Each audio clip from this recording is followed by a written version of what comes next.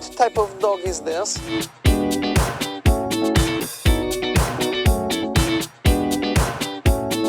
G'day and welcome to the first edition of Smoko Talk.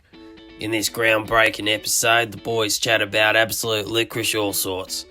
We cover three-quarter time lollies, Div 7 footy, the best canteens, the pizza delivery industry, chili stitch-ups, sugar-induced troubles, primary school hazards, and warts. Reed also explains his time playing in a thirds premiership and how he was the second best player at the club that year. Sit back, relax, and listen to Smoko Talk.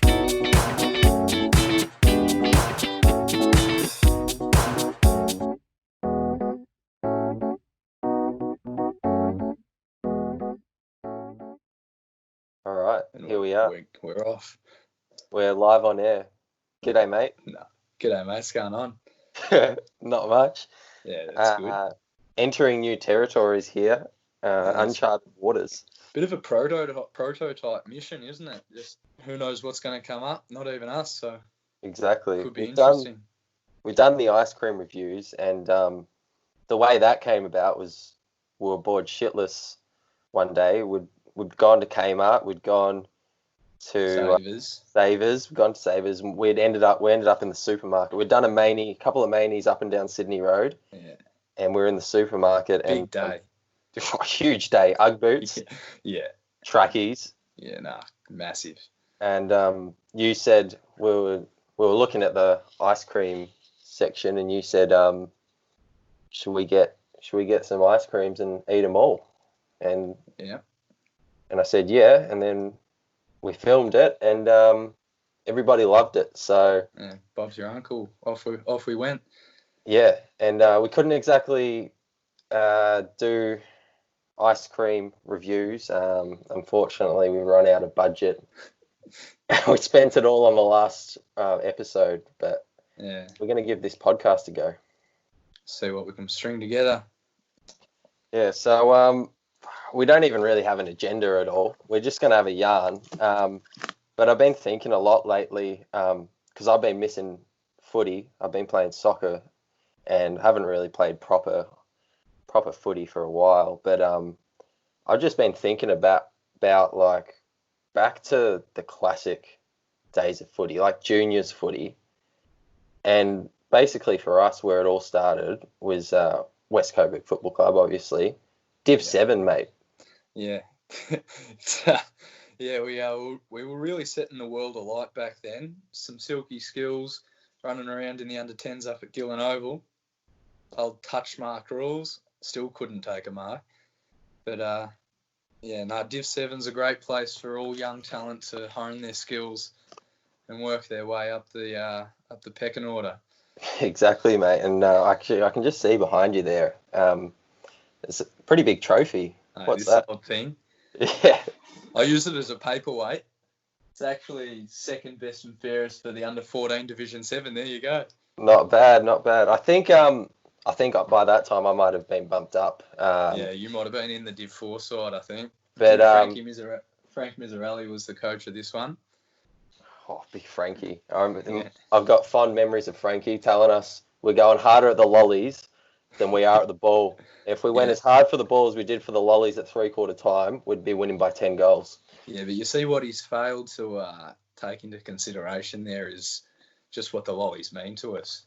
It's all about getting your priorities right in life, and you got a choice between some free lollies or a cheeky little snag on a Saturday afternoon. You're taking the lollies every time. Yeah, 100%. And I wanted to ask you about lollies. Yeah. We've got a bit of a tale about lollies, which I'll bring up in a moment. But I wanted to get your thoughts on the best three-quarter time lolly. What is it and why? Oh, gee, that's a tough one. Three-quarter time lollies, I'm a big fan of the old Red Frogs. I reckon they go down a treat. But that tends to be a bit out of West Coburg's budget for the three-quarter time snack, unfortunately. So couple of musk sticks, not bad. Oh, musk stick. Yeah, something a bit left field. Yeah, they'd keep well in the sock as well. They wouldn't. Exactly. They don't crumble. No, not sticky. Yeah, real good. They can withstand You a can bit get of them a sweat. bit wet, yeah. Yeah, exactly. For me personally, it's got to be the bananas and milk bottles. Yeah. Oh, that's weird. I'm not a massive fan of the milk bottles. I don't reckon they go down all that well. Bit like the lolly's teeth. I don't like them very much either. But Yeah, no, mainly the bananas, a massive fan. So I'm always, when that packet comes out, that's the one thing. If it's a party mix, whether it's an Allen's or a natural confectionery, or even, being West Coburg, more of a select or a home brand sort of variety, I'll always be first there because the bananas, they're rare in those party mixes. There's not a lot of them. So I'm always digging in pretty quickly, get my mitts on there. Yeah, well, you see, I usually prefer my bananas in thick shakes, so. I don't mind mine from the boundary either, so. Yeah, that's a good one. But yeah, so we've got a bit of a story about the old lollies that dates back to probably around when there was the year actually. Not trying to toot our trumpet or anything, but I'm pretty sure it was we both came home with trophies that year. Might have been under 12s, Div 7. Yeah, it sounds about right. Yep. But I mean that was big. But for me that year, your father, Daz, team manager. Oh, here we go. I was a bit nervous about where this could go, but I know where you're going now. Well, Daz, if you're listening, we're sorry, but you were team manager that year, and you had, I think, it must have been 1 or 2 boxes of party mix lollies, and they were reserved for best on ground each week, which, to be fair, was us anyway. So yeah, us and a couple other boys were splitting the chockies, but no, you can't leave an unattended box full of lollies around 2 kids who are what, 10, 11? No, absolutely. Just absolute brain fade. This is going to get me in a bit of trouble too, I reckon, but that's all right. It's about time the truth comes out. Yeah, well, I mean, the thing is, there was plenty there anyway. It was more of an encouragement sort of prize anyway for anyone who got them. But you're right, you can't leave them just lying around unattended in the front room. So we'd come home from school, and it was usually a bit of backyard cricket, bit of this, bit of that, but it was always straight to the lolly box as soon as we're in the front door. Yeah. And I reckon we polished off probably a slab of those things. Yeah, easy. Absolutely, for sure. Lucky the football club must have seen this one coming, though, so there was a few extra bags in there, so we didn't even run out, which was good. So we probably could have taken more, should have taken more. Yeah, should have. Yeah, look, those were probably the best on ground prizes going as well. Like, they were a good mix.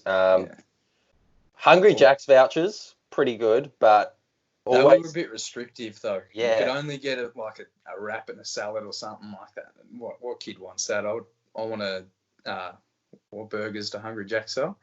The Whoppers. I want a couple double Whoppers. Exactly. And where the area where we live in, we don't really have Hungry Jacks around either. The closest thing to us is probably Red Rooster. So Rooster roll and a couple of chicken strips. That, like, if I had a voucher for that would go down a treat. I'd be happy with that. The only good thing about a Hungry Jack's voucher is it was a good excuse to travel into Melbourne Central to redeem it. You could do a little bit of people watching down there. We've run into some very friendly people in the food court there before. Yeah, I mean, Melbourne Central's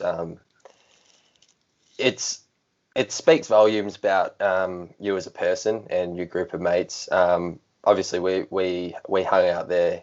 I wouldn't say often. We had our more go-to spots. Coburg Mall has really developed through the years into being our central perk. But early on, Melbourne Central, going into the city on the train by yourself, it was a bit of an adventure at that age. So yeah. And speaking of vouchers as well, Aberfeldy Football Club. So what they did, they had a best on ground voucher that they would award to a player from the visiting team. So obviously, whenever we played at Aberfeldy, you were in the running to get one of their vouchers from their team. Yeah, big award too, because just quietly, Aberfeldy, best canteen in the EDFL, I reckon. Yep. By the length of the Flemington Strait, they've got a real good spread of stuff going. So get around it if you get the chance. It was a big day to perform if you were a West Coburg player. Because we weren't going to win, that was for sure. So you had to do the individual stuff to get the award for the canteen at the end of the game. Yeah, and their canteen they're all-rounders in there. They do a great punter to chips. They do outstanding dimmies. I'm a steamed dimmy man, so for me, the steamed dimmies there are unreal. You're fried, aren't you? Yeah, a little bit. I prefer the fried, but usually from the canteen at Abbas, I would have gone bag of chips and a hot dog, plus maybe a purple Gatorade or something just to wash it down with. Yeah, and I mean, like, there's some great canteens out there. Keilor, they've got a great canteen, especially on a Friday night. Just like, I've had a couple of Friday night games at Keilor, and atmosphere is buzzing, and the canteen, they really pull out the party tricks there. They got roast beef rolls or something, I think. They do. And I guess that's just the budget, though. I mean, Aberfeldy and Keilor are both heavyweights in the EDFL. Yeah. So they've got a bit of money to splash, a bit of cash to splash. Another one that's a bit underrated is the old hot jam donuts at Strathmore. Oh yeah, Big not bad. After a game of footy. Yeah. Usually a shit day when you play at Strathmore. And just getting the sugars up. Yeah, exactly. Real important to replace the fuel lost in the game. Yeah. And I'll give an honourable mention. I spent a few years at Oak Park, sort of under 18s years, and they've got a phenomenal canteen actually. Oak Park's real big on the catering. So yeah, they do a solid job in the canteen. And actually, while we're on the topic of canteens, I wanted to get your thoughts on Gillen Oval.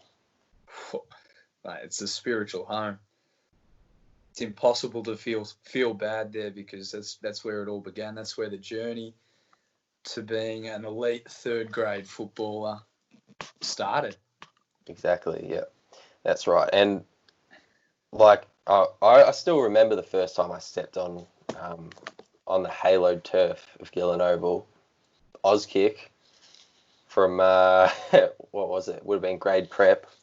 To year 7 for me. I actually came back for another year, which is get that fake ID or something. Yeah. I knew the guy who ran it, so he snuck in. But then there was a couple of complaints from a couple of the parents saying this bloke's just coming in here every morning and dominating in the scratch match, taking speckies on the bag and making our kids look like rubbish. So I heard they were also a bit angry that there were no dim sims left at the canteen once you would pass through there.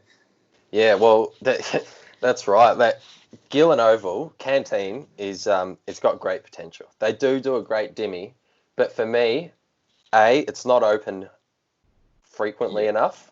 Yeah. And B, for as long as I went there, whether it was playing footy there, we played a couple. It might have been 2, or was it 1 season? Just the 1 season. It was just 1 for me, but you played a season before I got there, so right. Maybe you had 2. Yeah, we played a couple of seasons at Gillen, which was great. But yeah, the canteen just wasn't open frequently enough. And when it was open, you can say goodbye to getting a Gatorade, because you go there and you ask for a Gatorade or a Powerade, and they put a Staminade on the counter.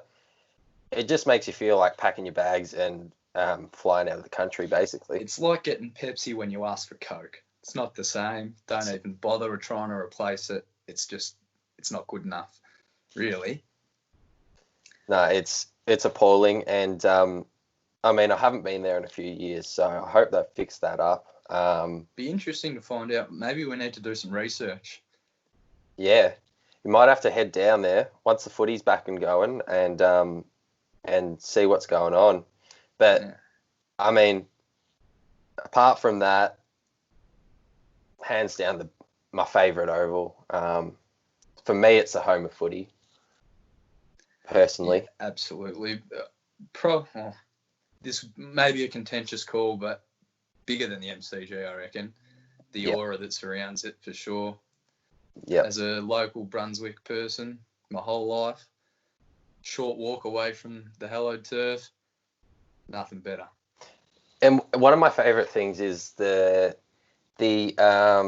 eastern end has the for as long as I can remember, the left goalpost is bent back, and I'm not talking slightly, like we're talking a good foot at the top. Yeah. And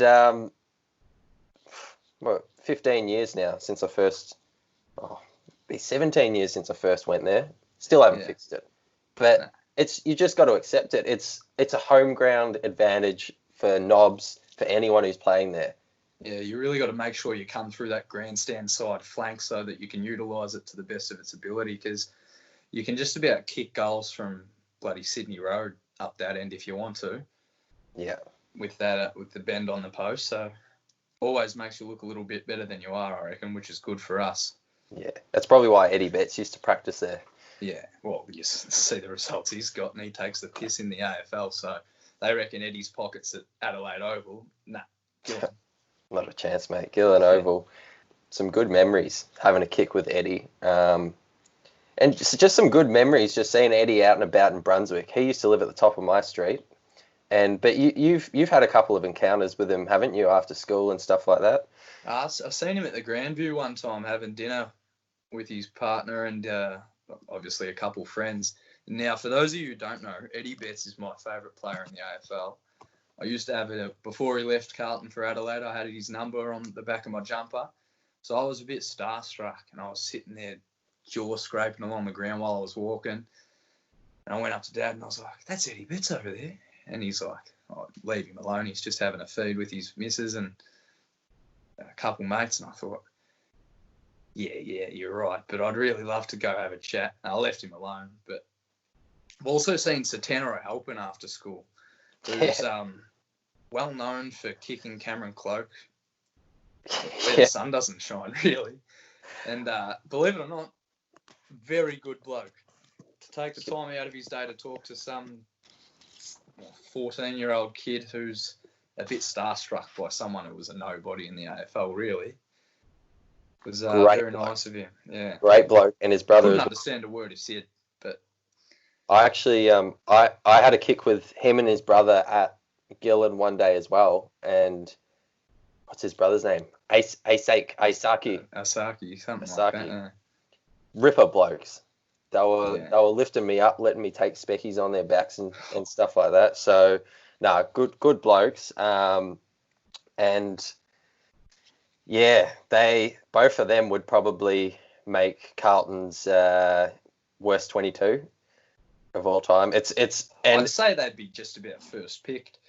But there's a lot of names in the pool. It's a pretty competitive team to get into, actually. But it's just I was very lucky to be a Carlton supporter from a very early age, so I've seen no success whatsoever. And I could name you all these players probably if you wanted me to, but I could too, and maybe that's for another day. Yeah, being an Essendon supporter, I'm in a similar boat. Actually, there's quite a few a lot of one-hit wonders come through the Essendon Footy Club. Yeah, well, sometimes I think my dad just playing one big practical joke on me, making me go for Carlton as a little kid, so that remains to be seen. Comes out at the end of the day and he's a Collingwood supporter. Yeah, oh, jeez, it'd be heartbreaking. Speaking of being starstruck and idols back then, my personal favourite growing up was Alwyn Davey, Froggy. Yeah. And I'd like to think in my mind, I was just in love with him. but he wasn't quite as good as Eddie. I wish he was. But there was a day a long time ago where you and I went along to Windy Hill to the Essendon Footy Club clinic, and I'll tell you what, it wasn't Essendon Footy Club putting on the clinic that day. Yeah, correct. It was us. No word of a lie. If my memory serves me correctly, one of the drills we had to do was effectively a big game of markers up, and you and I spent the whole 15 minutes or whatever it was, we're at that station, just trying to take hangers. Yeah. I don't recall many being completed. No, but we were getting up. It was a pack. It would have been about 15 kids, and a couple step ladders. And I mean, it's an open day. The kids varied in age from, we might have been we would have been 11 or 12, but the kids probably varied from 8 to 14. Yeah. And so this was a big pack, and we were just all over it. And I remember who was kicking the ball to us. There was a couple of Essendon players just kicking the ball out for the kids. We had David Hill. Yeah. And the big man. And I remember you could tell he was a bit impressed. I mean, as you would be. He probably got the scouts over. But I remember we were just jumping all over everybody, and then Mum sort of yelled out, "Oi!" And we went over, and she's like, "You boys have got to give some of the other kids a go." So I remember that very vividly, and then playing a little pracky match. In fact, there's a photo of me and Leroy Jetta just working a bit of magic. Players, you boys. When the going gets a bit tough, you crumble away, but when you're up and about, snags are on the cards. Yeah, exactly. And in fact, did Leroy end up in the EDFL for a bit? I don't know. I think his brother was playing for a little bit. But something else I remember from that day is your mum having a bit of a bone to pick with some of the Essendon boys about wearing dark coloured undies under their white shorts. Oh, that's right. She wasn't happy about that. She wanted to give them a bit of fashion advice. I don't know if she actually got that message across, but... No, because I used to do swimming lessons at Windy Hill. And obviously all the Bombers boys they'd do their stuff in the pool, whatever it was, aerobics or whatever. And this is the Courtney Johns era too. This is the era when there was a couple of questionable heads sort of walking about the club. But yeah, they used to wear the white shorts in the swimming pool. And Mum, I'm pretty sure she did have a word with some of them and just said, you know, like, my son's doing place. Yeah, my son's doing swimming lessons. There's kids going through this place. You boys have got to tone it down a bit. Unfortunately, they toned it down not only off the field but on the field for the last 10 years or so as well. So 20 years maybe. Speaking of which, did Carlton get a win over Essendon on the weekend? Look, mate, I haven't been following the footy at all since I've moved over here. You're right. New Zealand are about 30 years behind Australia, so maybe in 30 years' time you'll get the news. Yeah, no, we'll not here to talk about that, mate. So we'll move on. Fair enough. What have you got anything to bring up? Yeah, well, what's been going on? Been going on. I've been doing a bit of work lately. Out in the factories, just loading boxes and stuff. The other day, I literally spent 6 hours standing still putting stickers on boxes. So for all you kids who say you want to grow up and put stickers on apples, you don't. It's not very fun. But something I've really missed working at some of these factories is, because I've been doing this job on and off for a little bit now, I haven't seen any of the food trucks coming around at Smoko for... Oh, the tasty trucks. To top the boys up, yeah. Like, back in the day, we used to, 8 o'clock every morning, chunky beef pie with pepper. Can of Coke for $1. Yeah, can of Coke. That was our breakfast, mate. But now, no food trucks. I can't even get a pie. No. And some of the things you get out of those food trucks, I mean, For those of you who don't know what a food truck is, it's a van, and it's got the back doors have got pie warmers, and they've got your usual stuff, servo level fridge stuff as well. Yeah. Yeah, and then the side was the fridge. You could get a sandwich, can of Coke, whatever. But Red Bull, Big M. But I mean, 8 o'clock in the morning, cheese and bean burrito out of the back of a van, and you're working with a boss who, dead set, does not let you take a toilet break. Yeah. Bad move. Bad move. Tasty Truck is not. Tasty Truck is not the place to be trying out new cuisines at all. Yeah, Stick to what you know. Spot on there. You could end up having a very big morning session in the toilet which is not a good place to get caught. You get caught going there, that say goodbye. You're not working at the place anymore. Yeah. So. Yeah, definitely. Like, you're skating on a thin ice if you're going to have a piss, but if you want anything more than that, you may as well walk out the door and kiss that paycheck goodbye. Yeah, absolutely. It run like a bit of a prison, that joint, but the food truck was good. I quite enjoyed having me pie every day. Yeah. Now, speaking of food trucks, you've been known to deliver a pizza or two around Coburg. Bit of a cult hero. I like to think so. And for those of you who might be having a chuckle at that, pizza delivery is a competitive industry in our area. There is Big Tones, who has he's got a van with it's spray painted with superheroes on it, and he served Hot Pizza House for a very long time. Yeah, then he went over to Roy's. Big scandal. Transfer. It was a mid-season transfer out of the blue. Yeah, bigger than Buddy Franklin going to Sydney all those years back, I reckon. Yeah. So, pizza delivery, big industry, and you're one of the best around. Obviously, I've basically whenever I'm home, I'm ordering a pizza off you. Don't even call the pizza shop number. Just text in the order, really. That's the perks of having a friend who works at a pizza shop. You get the VIP service. Exactly. And if we're outside the borders, the delivery borders, the turf, we're actually in another pizza joint's turf, say at Noz's house or something, but you go the extra mile and you'll come down and give the boys pizzas. But there is one thing that I'd like to address, and the best pizza from Joe's is the Mexicana, 100%. Hands down. Love it. But you are known to go a little bit crazy with the old chili. That is true. I'm gonna drop some knowledge right about now. All right. So I hope you're all listening. It's gonna be a bit controversial as well, I reckon.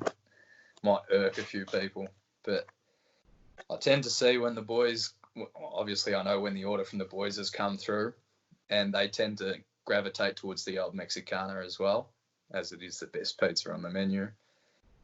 And usually I just try to load it up just a little bit more, really give them that burn when it comes out the other end, because it's funny. Yeah, look, I don't know. I really got to say. I don't know if you did it as a joke at the beginning, but you really stitched the boys up, because at the best of times, there's probably 4 of us all ordering a pizza, usually the Mexicana. At the worst of times, there's maybe 10 of us. So when you're doing that and we've got 10 blokes rushing to the dunny within half an hour of eating the pizza, that's why basically you get the pizza, you've really got a time when you got to eat it. You're either going to delay yourself a little bit after the boys and let it cool or something, so that you get the delayed reaction, or you've got to just get it in quick. You've got to be the first one to finish your pizza. Yeah. Because if not, you're in a bit of strife. Yeah, it's a big race. Yeah. But I got a story for you actually the other night from work. So 10 o'clock, I'm pretty keen to get out of there. It's pack up time. Phone rings. So I'm thinking, get out of here. Like, that's rubbish. Packing up, ready to go home. Someone calls. So I take the order. The bloke on the phone, pissed out of his mind. I've never spoken to someone on the phone so drunk in my entire life. Anyway, he orders 2 family pizzas. Asks how long it's going to be. I tell him about 25 minutes, mate. So anyway, make his pizzas, go to his house, which was the opposite direction from home for me. So I was driving away from home to then drive back home. Oh, stitch up. So I knock on the door. Nobody answers. I knock again. Nobody answers. I can hear this heavy metal music going off. So I'm thinking, oh, maybe you just can't hear me over the music. Knock again. No answer. Call back to Joe at the shop. Ask him if he can call the customer. No answer. So I'm sitting there going, "Jeez, what's going on in there? Is this bloke dead? Do I need to call the police or something?" Anyway, the song changes, goes quiet for a bit, and I can hear him snoring away in there. I've cracked the shits. Called Joe, said, "He's asleep. I'm coming back to the shop." Come back to the shop. Joe gives me my money and says, "You can take these 2 family pizzas if you want." What the hell am I going to do with 2 family pizzas? Luckily, I was heading over to Noz's house, so I sorted the boys up. But was a Mexicana, which got a couple of comments about how spicy it was, and a margarita with hot salami. So not bad. Well, he must that the bloke I was spewing. must have been having a big night. I dare say he doesn't even know he'd ordered the pizzas to this day. Yeah, you should have charged him. That's why Joe's got to get online so you can charge people.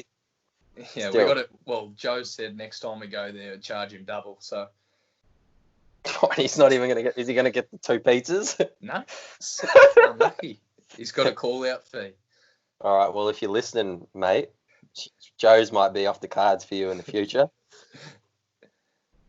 And as a message to everyone else, answer the door when the pizza man rocks up. Yep. How is the pizza industry holding up? I've had, like, Hot Pizza House was my favourite. Yeah. They do a pretty good one. Joe's is pretty good, but I've had some shit-house pizzas in Coburg especially. Yeah. No, you got it. There's only a select few. In my opinion, pizza tastes best from one of those hole-in-the-wall, dingy takeaway joints. Yeah. Pizza doesn't taste very good if you're at a fancy restaurant. It's just not the right thing to get onto. But Terra Nova's. This might be a bit controversial because I don't know about it anymore, but Terra Nova's definitely a big sponsor of West Coburg back in the day. And in fact, there's a stinking pair of trackies that went around one year that you still wear. They've actually ripped. I got a rip in the crutch now, so I can't wear them in public. Spewing. I mean, they're not built to be worn in public anyway. You've probably got your West Coburg logo on one sort of pocket area on one leg, but the other leg's got sponsors just about going down to the knees. Yeah. And Terra Nova's was one of them. Been to Terra Nova's, I think, once, and for the price you pay, it's no good. Yeah. It's terrible. Yeah. Not a fan of the place. Would not recommend it. Sorry. No, something a bit off about that joint, but oh well. And they are in prime location. Right next to M&M Fish and Chips. Yeah. Which are the best fish and chips? Oh, yeah. They're up there with Joe's. Them and Joe's go down a treat.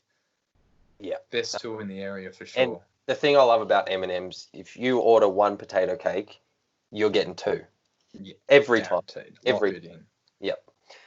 So great people, generous people at M&M's. The only thing they could do is get a new bloody phone. Cannot hear anything on their line. You're right. That's why you just got to write the order down, get it out, and then hang up. Yeah, that's it. Don't ask too many questions. Just get it done. They'll hear what you've said and then turn up and sort it out then. Yeah. As you said before, like hole in the wall, dingy joints, always. It's the same with kebab. Kebab's best out of a caravan in a car wash. Yeah. And don't trust a kebab that's not from a caravan. Exactly. And I'm a bit shattered that milk bars, huge part of our life growing up. Yeah. And they're just dying. It's so sad. Yeah, it really is. Look, I remember as a kid, some of the best moments were your folks would give you $2 just to get you out of the house, I reckon. Send you up to the milk bar and you could go nuts on the lollies, really. Yeah. And you'd always see how far you could stretch your $2. And it's amazing how much you could buy for $2 when you really put your mind to it. Yep. I mean, these days you don't get much, but we came across a discovery. We discovered a lolly back in the day, probably about 10 years old. They were 5 cents each. Yeah. So $2, you'd get a solid bag. You'd get about 40. Yeah. And these lollies were called fizzy gum bullets, and they were out of this world. Still are.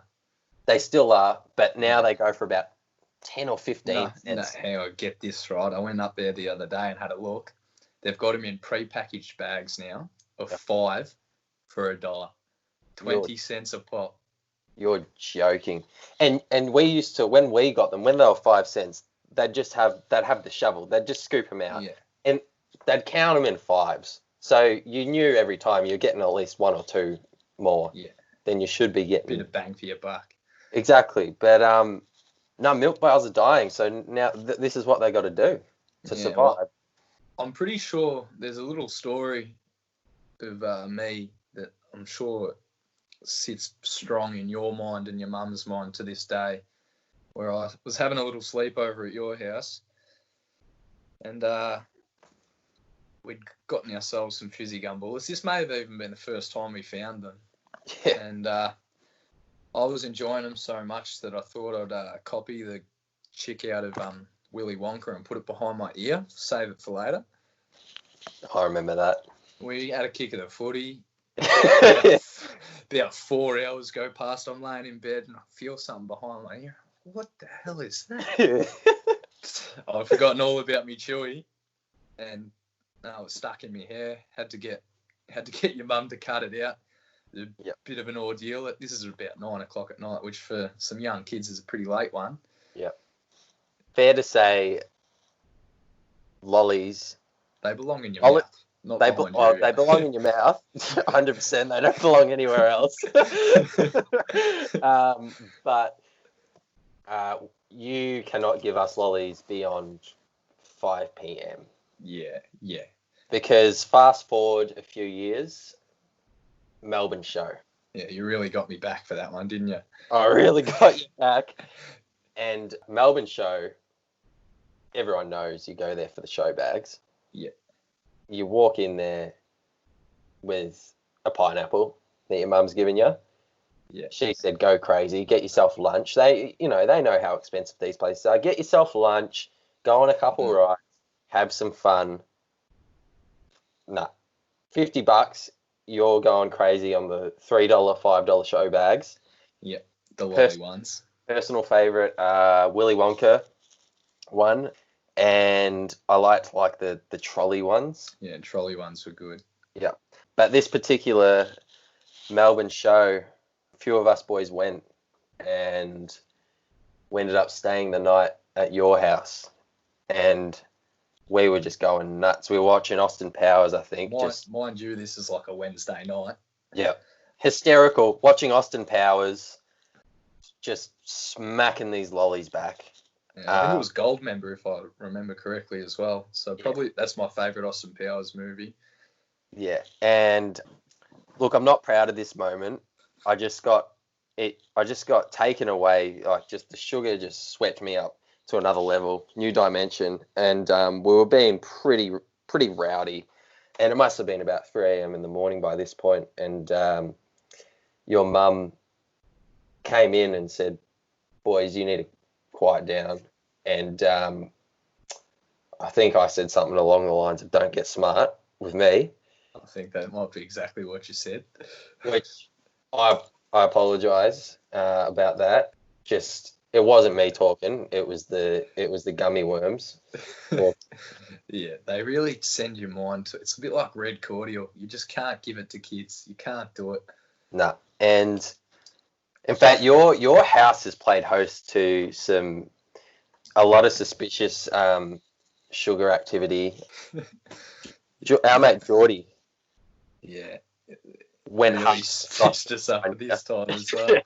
went hard on the soft drinks one year, and He didn't go hard on them. He only drank one, but he opened them all yeah, because he was looking for a particular flavour. looking for a pasito. Yeah. Oh, And, can you blame him for that, really? Like, and mind you, we might have gotten these soft drinks. Can't say for sure, yeah, but I reckon we shouldn't incriminate ourselves here. they I can't say for sure, but they may have found their way from the fridge at our primary school into our bags. Not sure how. I think someone was trying to frame us actually. Yeah.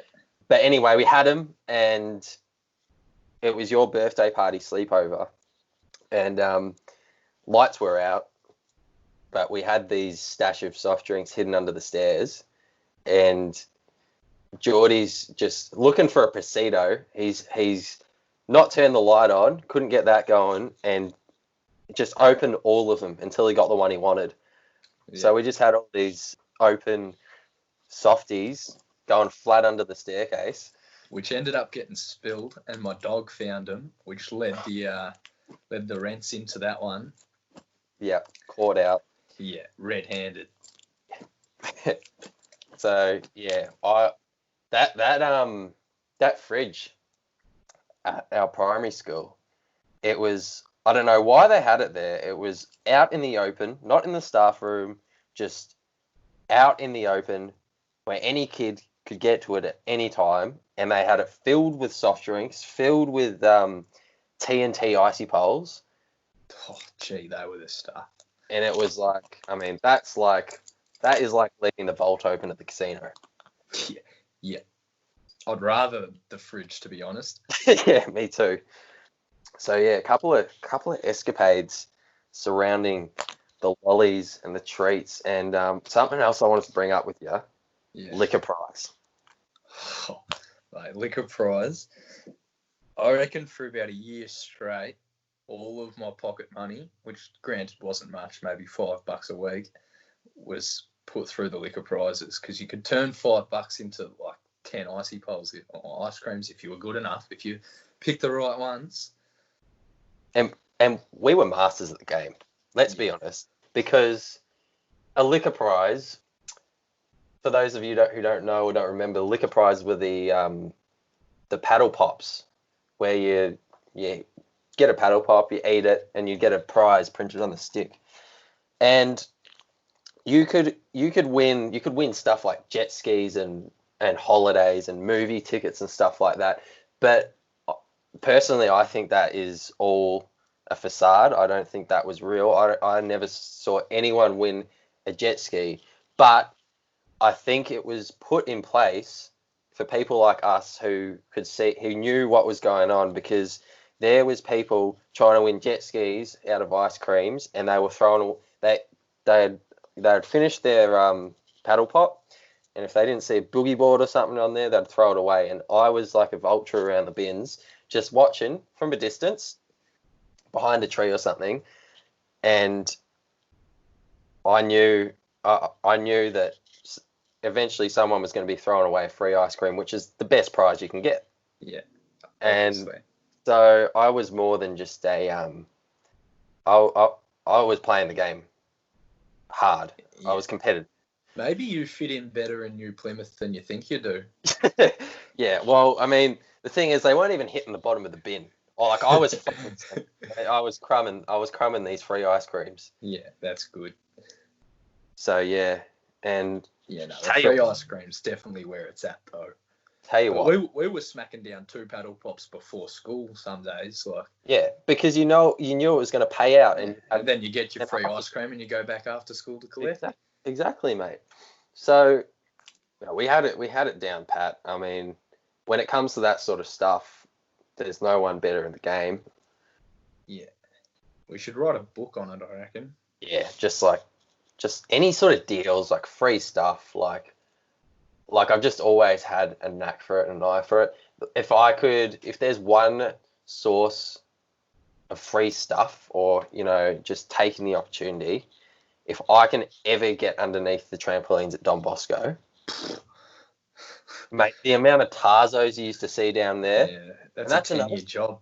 Tarzos and Yeah, footy chips. That was. I mean, I'm not much of a gambling man. No, me But neither. when it comes to Tarzos, I'm not as good as I'd like to think I was. There was a couple of lads, usually a little bit younger than us, that used to hustle us, and it did not go down well with me. Yeah, nah, you're on the money there. The rules, the law, because I mean we were like the only kids. Once we got to grade 6, we were the only kids playing with Tarzos. Yeah. But so we had to play under the rules of what all the younger kids were playing. And look, you don't see 20-year-old prime ministers for a reason. Yeah, correct. They can't run the country. But yeah, when you've got kids running the system, you can't really win. Yeah, well, if you want to take it back even further than the footy Tarzos, because the footy Tarzos were good, but I think this says a lot about our upbringing through primary school. That one of the more popular pastimes at recess and lunch was you'd collect a couple of milk caps off the milk bottles and we'd just flick them and sort of play like lawn bowls with them. Yeah. And it was like closest to the pin got to keep all the milk caps. And I remember crying one day because I'd lost my milk caps. It was devastating, but obviously in hindsight, pretty easy to get your hands around a new one. But yeah, but for a young kid, that was about as bad as it got. Yeah, definitely. Yeah, something I brought up the other day in a conversation, and I had to explain to someone the monopoly system. Yeah, meant to teach us how to treat money and stuff like that. Did the opposite. Gee whiz. You're looking at one of the co-founders of Brunswick Northwest Primary School, Counterfeit Money. Yeah, that was big controversy back in the day. Yep, because I think what the teachers had done, right, they had $1 bills were maybe like green, $5 were maybe yellow, and so on. Yeah. But the $100 notes were white. Yeah. And see, if I was the teachers, I would have coloured the $100 notes, because it's a bit harder for a kid to work out how to print on coloured paper. Yeah. But all we had to do was just photocopy one of these bad boys, and yeah, we were millionaires by that point. And people were, when it came to market day, people were baking brownies and making all sorts of stuff, and I was just making money at that point. Yeah, well, see, I used to be a bit of a bank robber. I'd just take the money off the teacher's desk. The monopoly money, of course. I never took any real cash. But no, we were cheats. I remember they had that racing track thing. The racing track. So they had a racing track, and you built a car. Connor and I built Jamaican bobsleds, of course. Yeah, very creative. And because that's when we got obsessed with cool runnings. Yeah. And basically, you did something good, you'd be able to move one spot up. Yeah, like if track. You cleaned the room the best at the end of the day, you'd get to move a spot on the track. Yeah, and I think you might have had to move 10 spots on the track, and you get to the finish line, and you get to pick a random prize, like a lucky dip prize out of the teacher's bag. And I tell you what, mate, like if I ever got told to move my spot up, it was going straight to the end of the track, obviously. Yeah, you taking a little. They give you an inch, you take a mile. Exactly. Just whenever you're bored, just walking past the track, just move your car up a notch. And yeah, I got some pretty good prizes, but I think eventually they jerried on the old teachers and got in a bit of trouble for that one. Yeah, I don't think during the latter years of our primary school days, I think we probably spent more time in the bloody principal's office than we did anywhere else in the school. Yeah. Well, I mean that was me for a fact. So, I mean, for me, the principal's office had its ups and downs, because on a cold day, the principal's office was definitely the warmest room in the school. Correct. And you'd be sitting right up against the radiator, which I don't know how they let those bloody things in schools, because you could cook an egg on those things. Not only could you cook an egg, you can cook an axolotl, mate. Yeah. Well, that's one of our mates tested out that theory, didn't he? He did. Yeah, I blame that on the teachers. There's no way that you should. The supervision clearly wasn't at a good enough standard if you're letting the 10-year-old kid pull an axolotl out of a fish tank, whack it on the radiator, and let it go to town. Yeah, I mean, well, this is the school committee, I guess, that was also in charge of the death of a sheep. Which, look, I think that sheep sort of there wasn't much you could do about it. I can't quite remember how it came about, but I think the sheep sort of just had enough and thought, we're not doing this for another year. Yeah, got itself up into a position it maybe shouldn't have put itself in, and had a little tumble. Yep. Didn't end well.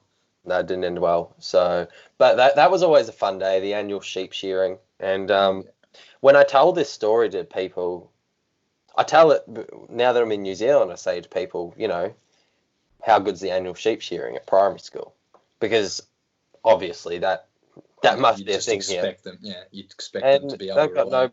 They got no clue what I'm talking about. And then and even back home, I don't think many other schools had a sheep. So especially inner city schools. Yeah, absolutely not. So yeah, we had, man, there was heaps of health and safety issues going on. Those bloody billy carts that they kept in the sports shed, they used to just let us go ham. Yeah. Cause down the hill into a gutter. Yeah, into a gutter, and then you basically busted straight out. If there was a windscreen, you'd be going through it. Yeah, straight into the rose bushes. Straight into the bloody thorn bushes. Yeah. Yeah. But they were good fun. Yeah, and it sucks that kids, I feel like these days kids don't get hurt, or like they're too much into technology.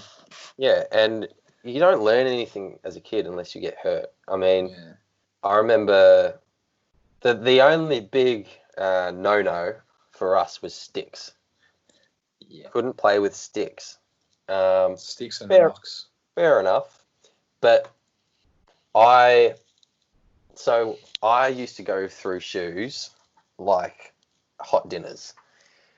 And it got to the point where I had to wear Blundstones boots. Mum just was sick of buying me new runners. So I had to wear steel cap boots to school.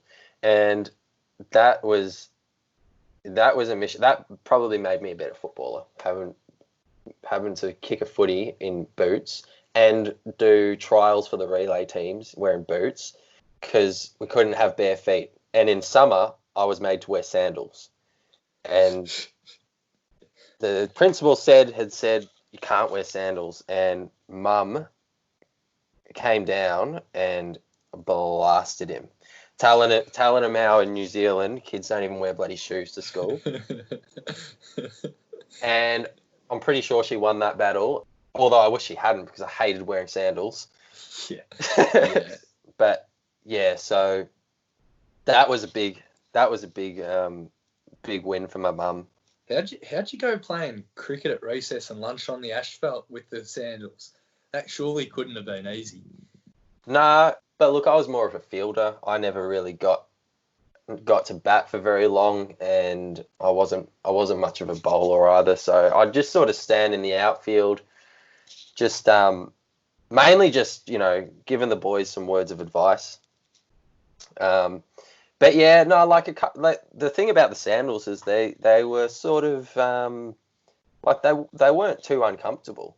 So unless I sort of scraped my toe a bit, like just scuffed my toe a bit, that would be a bit of a killer. But I was known to dive on the asphalt and take a couple of good That is true. screamers anyway, so it wasn't too much skin off my toes.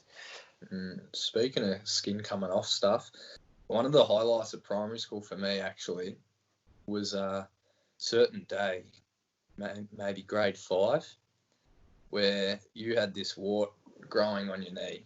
And we used to play footy where the goals were up on top of a bluestone slope. Yep. That were trees, using Yep. the trees for goals. And someone was having a shot a little bit beyond their distance, because not only do you have to kick it long, you got to kick it up. And Reeds jumped off the top rung of the bluestone, taking a mark, but his knee's gone straight into somebody's head who's bitten the wart off his knee. Yep. And I'm pretty sure that was, you'd tried to get it frozen off or something before that and it come back, but since it's been bitten off, no such issues. Exactly. That's all it took. Sparkster just took a chunk out of my knee. I'm surprised his tooth didn't come out.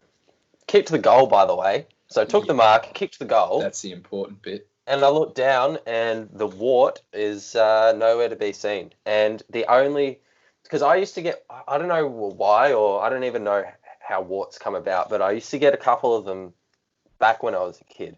And the only time since that day that I've gotten a wart was, I think, last year sometime when I was back in Melbourne, Coburg Leisure Centre.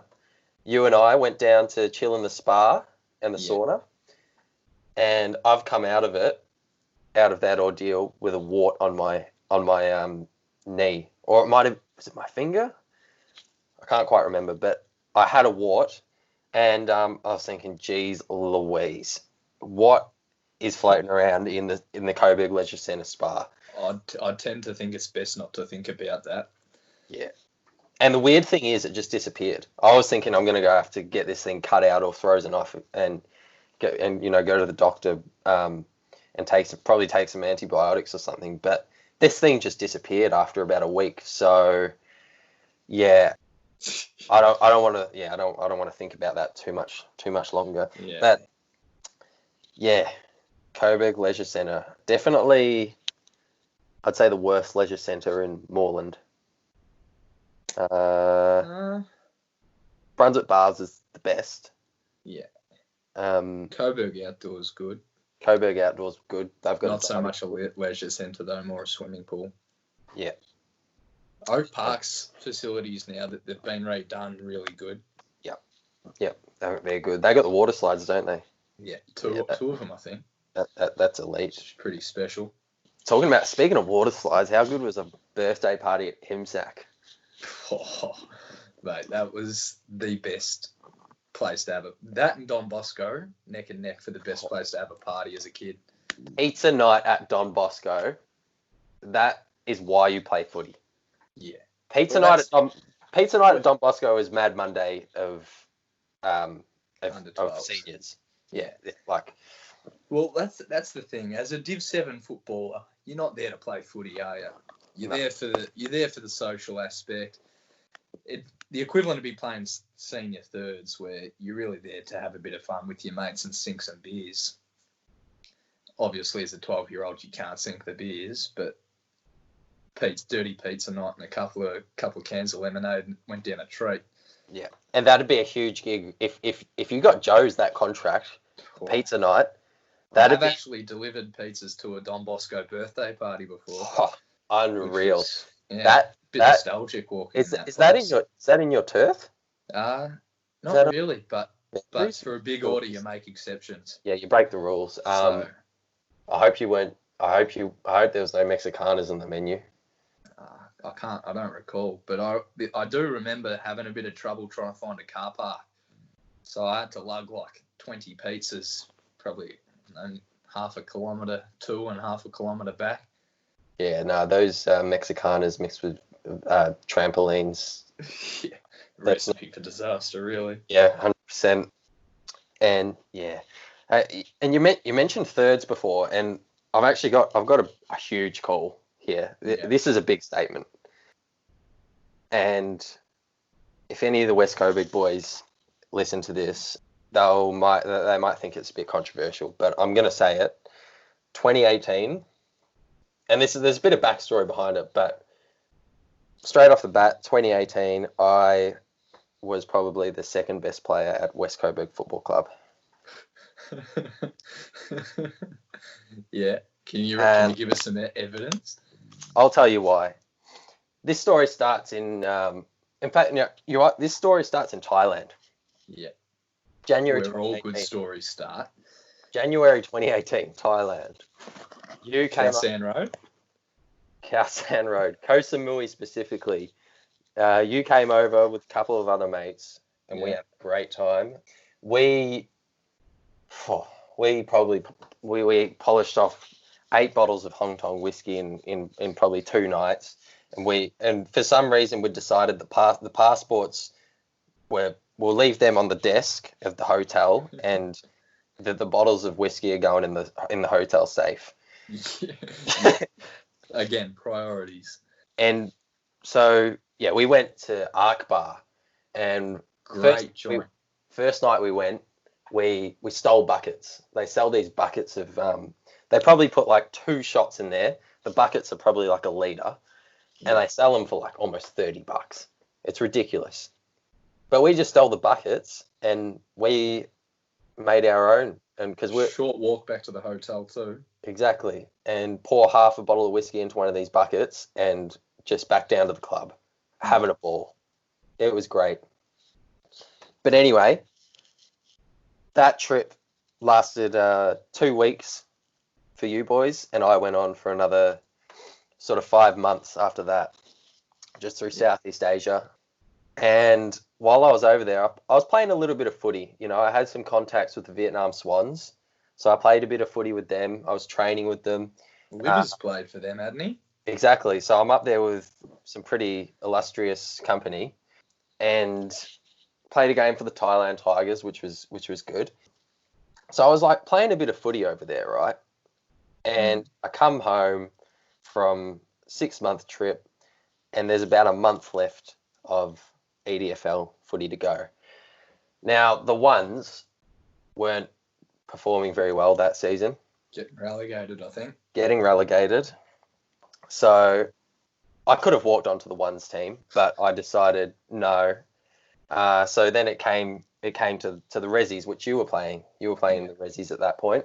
I'd done my hamstring though, so I don't think I was playing much at all. Yeah, but I knew a couple of boys in the Rezzies, and I sort of figured out, well, the Rezzies aren't going to be playing finals footy either.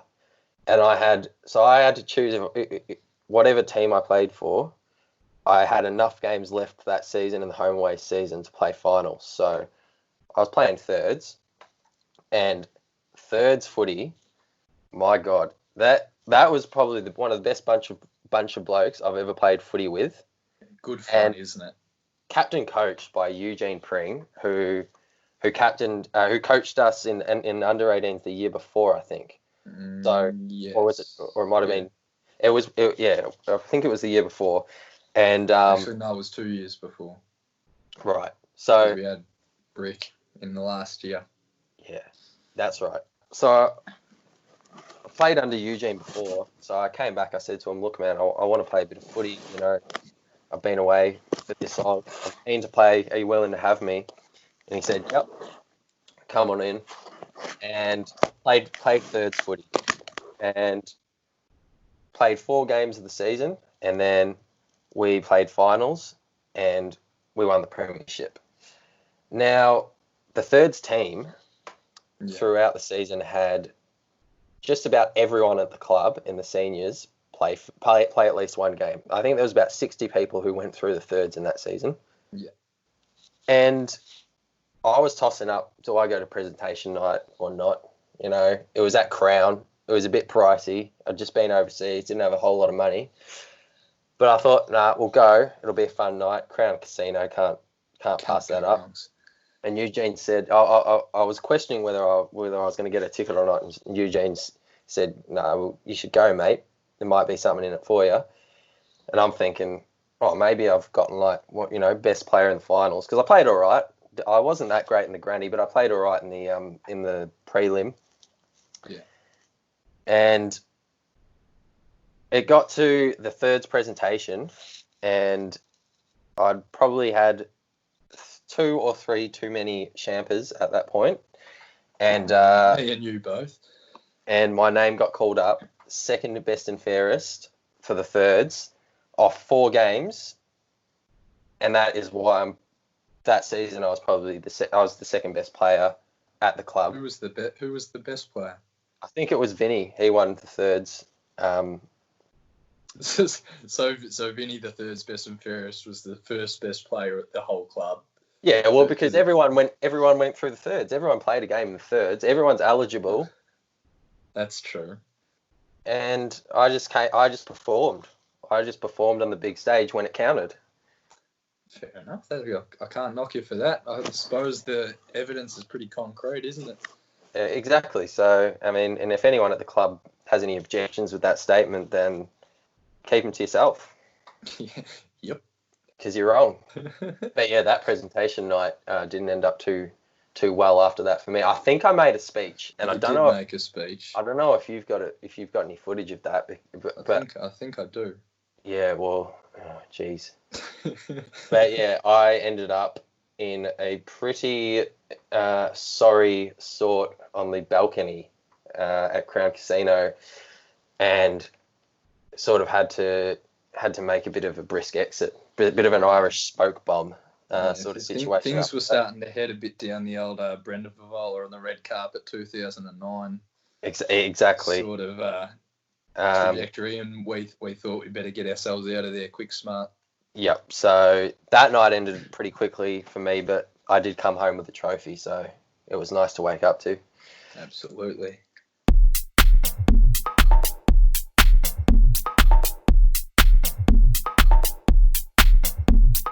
Cheers for listening to Smoko Talk. Do yourself a favour and chuck us a like and a subscribe and share it with your mates and all that jazz. They're on YouTube and Spotify and probably fucking Facebook and Instagram. Take it easy and see you later.